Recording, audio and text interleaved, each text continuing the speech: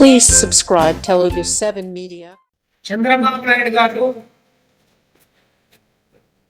ఎవరు చూడాలమ్మా ఇక్కడ మనకు ఉత్సవపోయి అన్నటువంటి పరిస్థితుల్లో చంద్రబాబు నాయుడు గారి యొక్క ఆయన ప్రభుత్వం యొక్క శైలి కొనసాగుతా ఉంది. ఎందుకు ఈ మాట చెప్తున్నామంటే సోషల్ మీడియాలో ఎవరో వైసీపీ పార్టీ వాళ్ళు పెద్ద ఎత్తున చేస్తున్నారని చెప్పి దాడులు చేస్తున్నారు, ప్రతి దాడులు చేసుకుంటా ఉన్నారు. మీకు సరిపోతా ఉంది.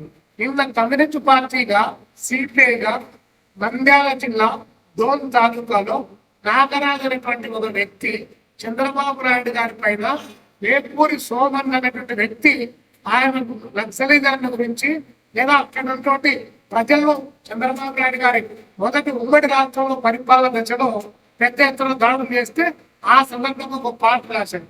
ఆ పాటను బ్యాక్గ్రౌండ్ లో పెట్టి మీరు డోర్కి వస్తా ఉన్నారు, నంద్యాల జిల్లాలో ఉన్నటువంటి గుండ్రేవుల ఎత్తిపోతల పథకం కానీ లేదా నీటిపారుదల ప్రాజెక్టులకు స్పష్టమైనటువంటి ప్రకటన మీరు చేయాలి, లేకపోతే గో బ్యాక్ అని చెప్పేసి ఆ పాట పెడితే ఆ బ్యాక్గ్రౌండ్ లో పాట పెడితే మా వాళ్ళ పైన నా పైన గురించి కేసులు పెట్టి మొత్తం పోలీస్ వ్యవస్థ అంతా వెంటాడుతా ఉంది. ఎర్రచంద్ర దొంగలను పట్టుకోండి, బియ్యం దొంగలను పట్టుకోండి, లేకపోతే భూ కబ్జాలకు పాల్పడిన వాళ్ళపైన చర్యలు తీసుకోండి. ప్రజల పక్షాన మీరు చెప్పిన వాగ్దానం నెరవేరకపోతే ప్రజల పక్షాన్ని అడిగితే మీరు పెద్ద ఎత్తున దాడి చేసి పోలీసుల ద్వారా ఒకవైపున మీ అధికార పార్టీ ద్వారా మరోవైపున భౌతిక దాడులు దిగడం ఏ మాత్రం కూడా సమర్థనీయం కాదని చెప్పి చంద్రబాబు నాయుడు గారికి మేము చెప్తున్నాం. అంటే మీకు జరిగితే మాత్రం అన్యాయం, మిమ్మల్ని అరెస్ట్ చేస్తే మాత్రం ప్రజాస్వామ్యం మిమ్మల్ని అరెస్ట్ చేస్తే మాత్రం అంబేద్కర్ మహాశయుని అరెస్ట్ చేసినంత బిల్డప్ మీరు ఇస్తారు. కానీ పేద ప్రజల పక్షాన కొట్లాడే వాళ్ళు మాత్రం మీరు అరెస్ట్ చేస్తే ఎవరు ఏం మాట్లాడకూడదు. ఇదేంటి ప్రజాస్వామ్యం? ఇదేనా చంద్రబాబు నాయుడు గారు చెప్పేటువంటి ప్రజాస్వామ్యం? కాబట్టి తక్షణం నాగరాజు పైన పెట్టేటువంటి కేసులు ఉపసంహరించుకోవాలి, లేకపోతే కమ్యూనిస్ట్ పార్టీ రాష్ట్ర వ్యాప్తంగా చంద్రబాబు నాయుడు గారు కూటమి ప్రభుత్వం యొక్క విధానాలు మీ కేసులకు మీ అరెస్టులకు భయపడేటువంటి సమస్య లేదు. ఇక్కడ భయపడడానికి అధికార పదవుల కోసం రావడానికి అన్యాయాలకు అక్రమాలకు పాల్పడి దొంగ సారా వ్యాపారం చేసి ఇక్కడ భూ కబ్జా చేసేటువంటి వాళ్ళు కమ్యూనిస్టులు కాదు. అలాంటి గాజు పెంకుల్లో కూర్చున్నటువంటి మీరు భయపడాలి తప్ప కేసులకు మేము భయపడం. బంతిని గోడకి ఎంత వేగంగా తంటే అంతే వేగంగా ఊర్ధ్వ పీడన శక్తి ఎలా బయటకు వచ్చిందో అదే పత్రంలోనే ఉద్యమకాలను అరెస్ట్ చేస్తే దానికి రెట్టింపు స్థాయిలో మీకు వ్యతిరేకంగా పోరాటం చేయాలనుకుంటుందని చెప్పి ఈ సందర్భంగా హెచ్చరిక చేస్తూ పోలీసులు కూడా అత్యుత్సాహంగా ఉన్నారు. మీరు దొంగలకు కాపలా కాల్చారు, దోపిడీదారులకు కాపలా కాల్చారు, వెధవలకు కాపలా కాల్చారు, పొందాకోలకు కాపలా కాల్చారు, ప్రజలకు దోపిడీ చేసేటువంటి వారికి మీరు కాపలా కాల్చారు. మీరు చట్టానికి న్యాయానికి శిక్షలకు మధ్య మీరు పరిపాలన చేయడం లేదంటే ఇది అతిశయోక్తి కాదు. కాబట్టి డీజీపీ గారికి కూడా మేము విజ్ఞప్తి చేస్తున్నాం, పోలీసు వ్యవస్థ తన పరిధులు దాటి ఈరోజు అధికార పార్టీకి పొంగు కాచే పత్రం తయారైంది. ఇది కరెక్ట్ కాదని చెప్పి ఈ ప్రభుత్వానికి పోలీసు అధికార యంత్రాంగానికి కూడా మేము హెచ్చరిక చేస్తాము.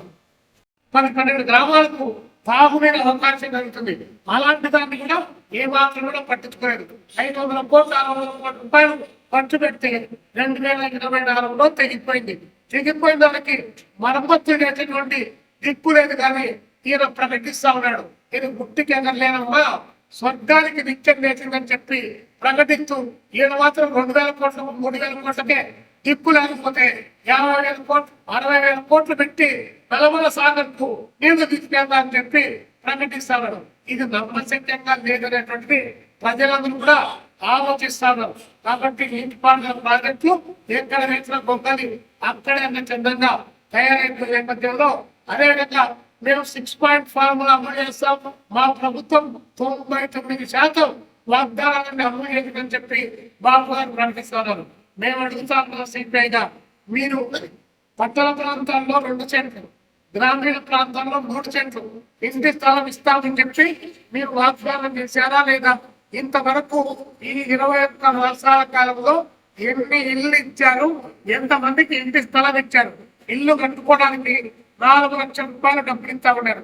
మేము 5 లక్షలు అడిగాం, కానీ మీరు 5 పైసలు ఏమైనా కేటాయించారా ఇంటికి సంబంధించి ఇవ్వకపోగా ఇక్కడంతా జీవో నెంబర్ 23 ఒకటి జారీ చేసి జీవిత కాలంలో ఎప్పుడు ఎక్కడ ఏ ప్రభుత్వంలో కూడా అది ఇల్లు రాకుండా ఉండాలంట, ఇంటి స్థలం లేకుండా ఉండాలంట, అలాంటి వాళ్ళకి ఇంటి స్థలం ఇస్తారని చెప్పి ఇప్పుడు చంద్రబాబు నాయుడు గారు జీవో నెంబర్ 23 అని చెప్పి ఆ జీవోలు ఇచ్చారు.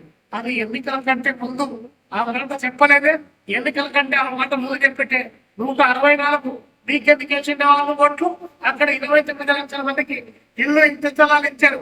కాబట్టి చంద్రబాబు నాయుడు గారు ఏరు దాటేంత వరకు ఏరు మల్లన్న, ఏరు దాటిన తర్వాత ఓడి మల్లన్న అనే బస్సులో ఈరోజు ఇల్లు ఇంటి స్థలం విషయంలో అలా వ్యవహరిస్తున్నారు. మరి అదేవిధంగా ఈ ప్రభుత్వమే టిట్కో ఇల్లు నిర్మాణం చేపట్టింది. దాదాపు 10,000 కోట్ల రూపాయలు పైచడుకు ప్రజల దగ్గర నుంచి డబ్బులు వసూలు చేసింది. ఇంతవరకు 15 సంవత్సరాలు ఎక్కింది. టిట్కో ఇల్లు జాతికి అంకితం చేస్తామని చెబుతున్నారు తప్ప ఏ జాతికి అంకితం చేస్తాడో తెలియదు. మళ్ళా ఆయన చెప్తాడు మంత్రి నారాయణ గారు ఉగాది పండక్కించాలి, ఎన్ని ఉగాదులు పోవాలి, ఎన్ని ఉషస్సులు పోవాలి, ఎన్ని సంక్రాంతులు రావాలి, ఎన్ని శివరాత్రులు రావాలి, మీకు ఇవ్వాల్సినటువంటి బాధ్యత లేదా? ముందే కట్టినటువంటి ఇల్లు పెంచులు విడిపోతా ఉన్నాయి, కరెంటు వైర్లు కూడా తెగిపోయి కింద ఫ్లోరింగ్ కూడా పైకి లేకపోతున్నాయి.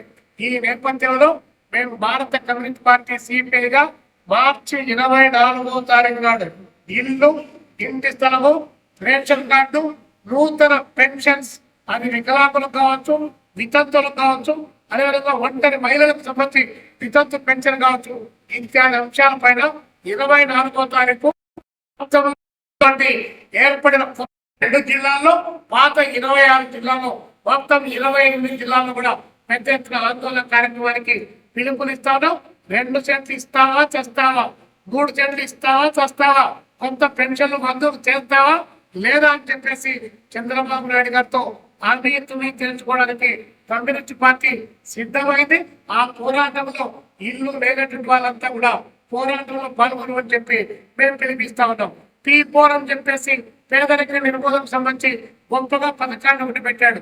అదే P4 లో పేదరిక నిర్మూలన అంటే కేరళలో ఇల్లు లేని వారికి ఇల్లు